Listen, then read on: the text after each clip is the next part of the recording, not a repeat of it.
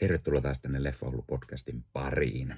Kauhukuu jatkuu ja kauhuleffoista vuorossa on tämä uusin Tiedän, mitä teit viime kesänä elokuva, eli tämä 2025. On aika palata nostalgisen Ysäri-kauhusarjan pariin tämän nostalgia-jatko-osan merkeissä. Alkuperäinen Tiedä, mitä teit viime kesänä leffa ja sen jatko-osa sekä sitten ekat 2 Scream-elokuvaa. Ne oli varmaan aikanaan ne ensimmäiset kauhuleffat, joita näin, koska meikäläinen oli niihin aikoihin varmaan, mä olin 12, kun ensimmäinen Tiedä, mitä teit viime kesänä leffa tuli.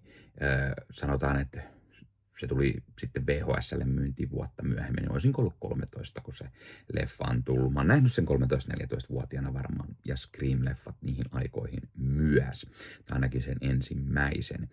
Ja ne on hyvin nostalgisia myös itselle, joten nostalgia oli varmasti läsnä myös tässä leffassa. No, ennen kuin kuitenkin lähdetään puhumaan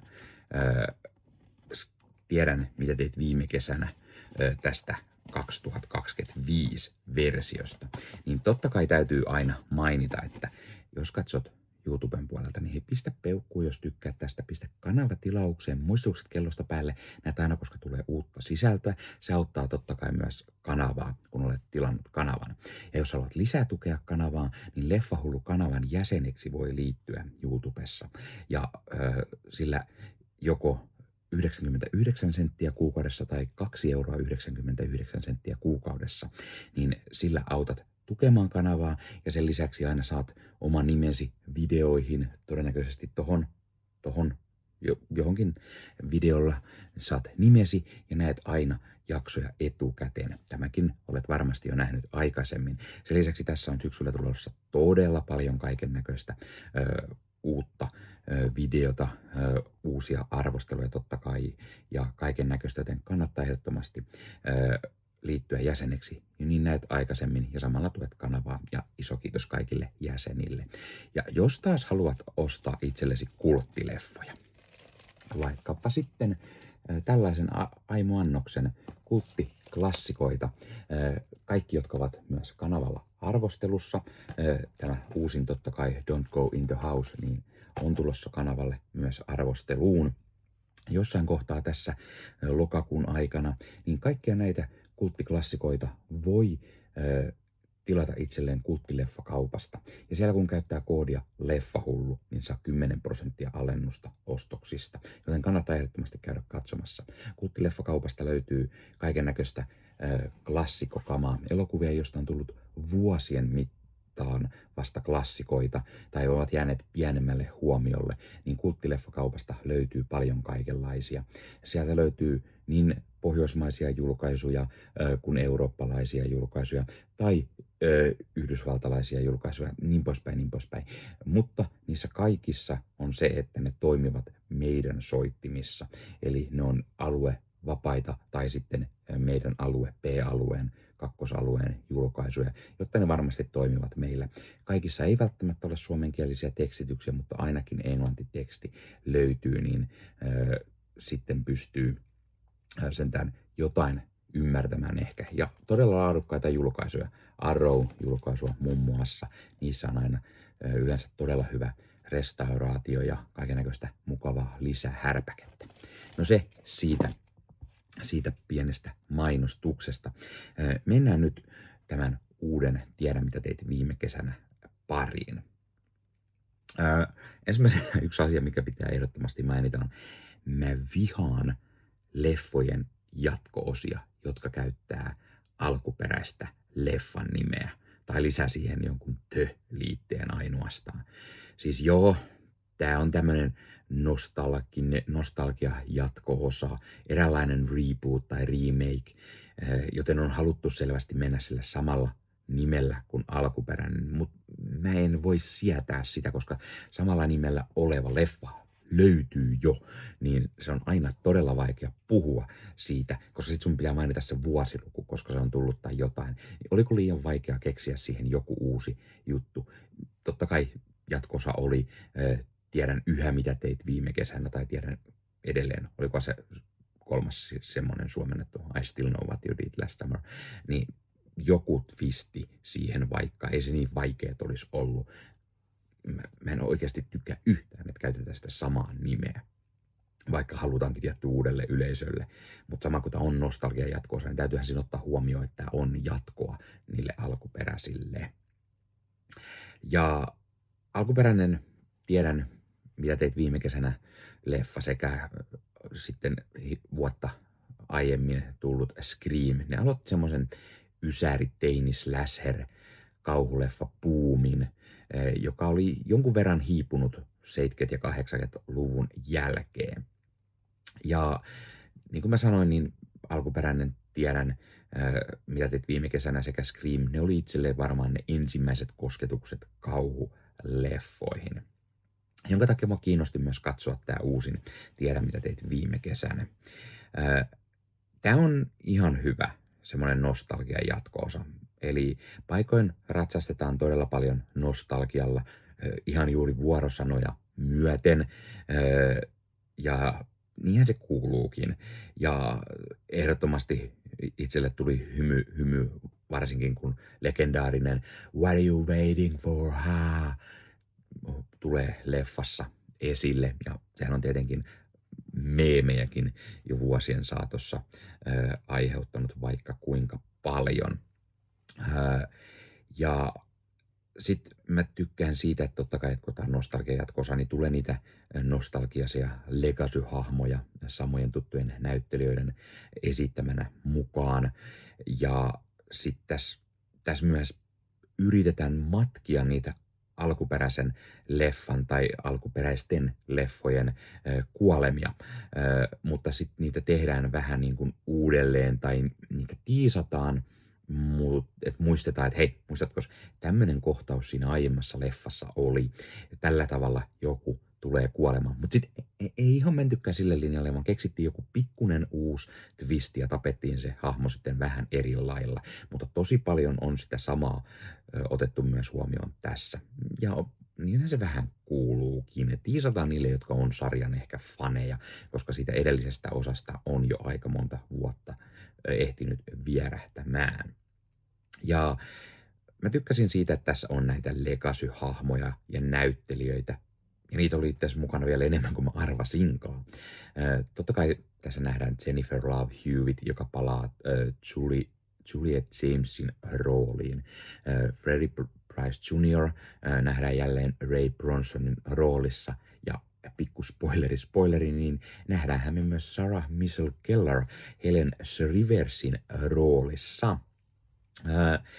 Mutta koska tämä on Legacy Sequel ja Legacy Sequel säännöt, niin mukana on tietenkin myös uusi sukupolvi, joka on tarinan keskiössä.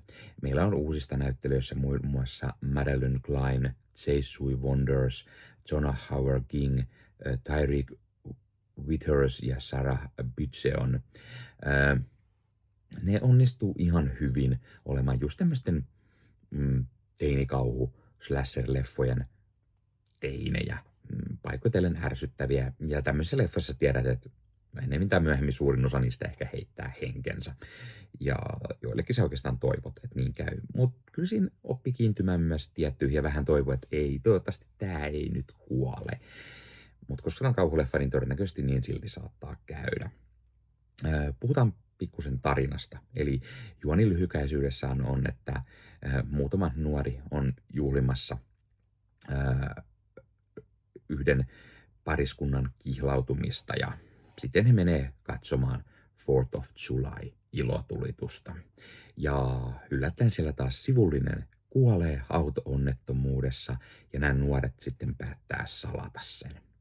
No, vuotta myöhemmin yksi näistä nuorissa saa sitten sen tutun kirjeen, jossa lukee Tiedän, mitä teit viime kesänä. Ja siitä tarina sitten lähtee liikkeelle. Ja tuttu sadetakkinen koukkukäsi ilmestyy näitä nuoria vainoamaan. Tässä on leffassa myös mukana semmoinen nuori Murha-podcastin vetäjä, joka on tullut tänne Southportiin, missä siis ekan leffan tapahtumatkin tapahtuu, niin tekemään tämmöistä jaksoa vuoden 1997 Southportin murhista. Ja sitten tämä Murha-podcastin selittäjä sitten selittää tälle uudelle nuorisolle, mitä siellä on tapahtunut, samalla kun se kertaa vähän niin kuin uusille katsojille alkuperäisen leffan tapahtumia. Ja tämä hahmo muistutti tosi paljon Scream-leffojen Randyä, joka oli se semmoinen kauhuleffa-ekspertti ja selitti katsojille ja näille hahmoille kauhuleffan sääntöjä ja kliseitä. Ja tämä mun mielestä muistutti tosi paljon Randyä, joskin Randy on tietty paljon parempi hahmo. Tämä leffa ottaa muutenkin mun mielestä tosi paljon mallia just Scream-leffoista ja niiden twisteistä. Tästä tulee todella paljon semmoisia niin kuin yllätyksiä. Ensimmäisessä tai alkuperäisessä Tiedä mitä teit viime kesän leffoissa ei semmoisia ollut, ja mun mielestä tämä ottaa enemmän mallia just Scream-leffoista. Ihan hyvä idea ja tuo sitä vähän uutta näkökulmaa tällaiseen elokuvaan. Tämän elokuvan on ohjannut ja kirjoittanut Jennifer Katin Robinson, jonka isoin ohjaustyö tämä onkin. Kirjoituspuolelta hän on esimerkiksi ollut kirjoittamassa Thor Love and Thunder-leffaa yhdessä Taika Waititin kanssa. Ja tämä on kauhuleffa, niin se pelottavuus on aina tietenkin se tärkein asia. Mutta tämä ei järin pelottava leffa ole. Siis ei oikeastaan yhtään. Parit jumpscareit sieltä kyllä tulee, mutta tämä jää semmoiseksi perusteini kauhuslasher-leffaksi, mitkä harvoin on välttämättä edes hirveän pelottavia. Mutta koska tämä kuuluu tähän franchiseen, mistä mä pidän, niin tämä tulee enemmän semmoinen, että tämä oli ihan hyvä leffa. Ja jos tämä taas ei olisi osa tätä tuttua franchisea, josta mä välitän näin paljon, niin mä en välttämättä arvosanaksikaan antaisi ehkä näin hyvä arvosana. Ja arvosanaksi mä annan just vaan sen 7/10. Eli siis tämä ei ollut pelottava. Tämä oli paikoitellen vähän yllätyksetön. Siellä oli pikku twistejä, mutta silti jäi vähän vaisuksi niiden toteutus. Ja osa kuolemistakin oli vähän sellaisia, että no joo, tämä menti vähän liian nopeasti, että ei edes kiinnosta, eikä kunnolla kaikkiin hahmoihin edes kiinny, joten sitten oli vähän ikävää. Pikkusen tulee se semmoinen, että okei, enemmänkin kiinnostaa, niin kuin, että toivottavasti nämä Legacy-hahmot ei kuole. Tai sitten samalla tulee se mieleen, että uskallatteko te edes tappaa näitä Legacy-hahmoja. Ja se on aina se mielenkiintoisin ehkä tällaisessa Legacy-jatko-osassa. Tämä leffa myös tiisaa mahdollista jatkoa, mutta mä en itse asiassa kyllä kaipaa sellaista. Mun mielestä tämä riittää ihan hyvin. Tähän voi lopettaa tämän leffasarjan ihan mainiosti.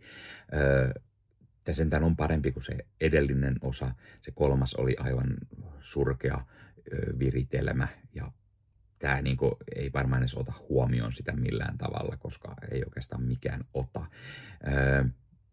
Mä en ole ikinä nähnyt sitä TV-sarjaa, mikä tästä tuli. Onko joku nähnyt? Osaako te suositella sitä? Kannattaako sitä edes katsoa? Tai mitä mieltä te ootte siitä, jos ootte nähnyt? Ja kuten mä sanoin, tämä ja Scream on semmoinen elokuvasarja, mitkä on ensimmäisiä kosketuksia ehkä itselle kauhuun, niin kyllä Scream-leffat on aina ollut omasta mielestä parempia ja on sitä edelleenkin. Silti tämä on ihan viihdyttävä leffa, samoin kuin ne kaksi ensimmäistä. Ja jos oot alkuperäisten Tiedä mitä teit viime kesän leffojen fani, niin kyllä mä ehkä tätä uskallan suositella. Mutta sillä varauksella, että ei tämä järin pelottavaa ole tai oikeastaan tuon sinänsä mitään hirveän erikoista, vaan enemmänkin toistaa juuri niitä kaikkia tuttuja asioita ja tuttuja tapahtumia. Juonikin on hyvin samantyylinen. Ihan ok siis kaiken kaikkiaan. Pistä kommentteihin. Oletko sä nähnyt tämän leffan? Mitä mieltä sä oot tästä? Tykkäät, et?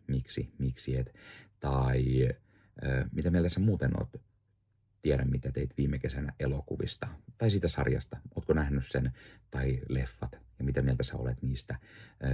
Tai jos vertaa vaikka Screamiin, niin kumpi on sun mielestä parempi? Mikä on sun lempi kauhuleffa tai sun lempikauhuleffa franchise ja minkä takia. Aina mukava jutella toisten leffahullujen kanssa. Ja muista laittaa Leffahullu somekanavat haltuun, Instagramia, TikTokia, Facebook-sivustoa, Facebook-ryhmä Leffahullut, niihin kaikki voi tulla juttelemaan leffoista, tai Leffahullun Discord-kanava, mihin voi myös tulla juttelemaan elokuvista ja sarjoista ja kaikenlaista muustakin. Eli kannattaa laittaa ne kanavat tilaukseen. Noniin, tämä oli Leffahullu podcast tällä kertaa. Ei muuta, ensi kertaa. Moro!